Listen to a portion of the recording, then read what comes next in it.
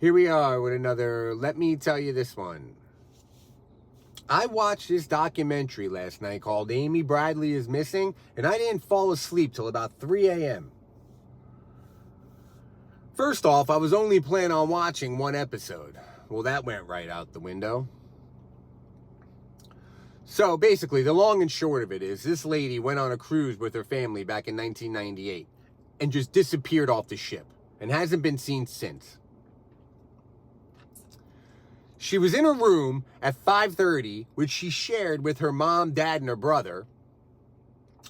The dad wakes up, sees her legs because she fell asleep on the balcony outside, but figures, okay, everything's all right.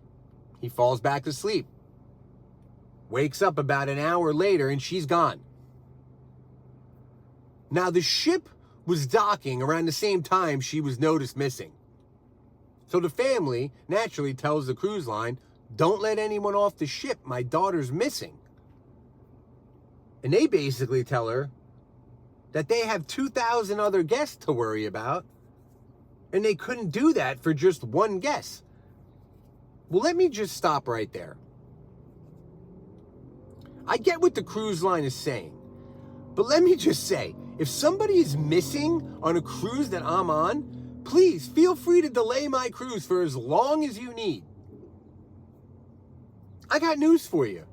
All you do is stand online when you're waiting to get off those ships anyway. You never get off when they tell you. They always tell you that they're waiting to be cleared. How about you wait to get cleared before you tell everyone to get down there? But anyway, so she just disappears.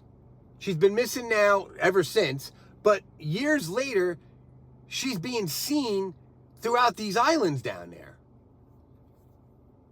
Then someone sent a picture to her family that she was all like in lingerie, looked like she was being prostituted. They did find out she was hanging with the bassist in the band. He was the last one that was seen with her, but they couldn't pin anything down on him. But they did find a bunch of women's pictures in his bag, like he was stalking them. I personally think that's enough. Then some tourist lady saw her in some bathroom years later in some hole-in-the-wall town down there, where she said the two guys were guarding outside the door waiting for her to come out. Crazy shit. They still think she's alive, and I gotta be honest, so do I. I definitely recommend watching this, but you cannot start it after 11 p.m.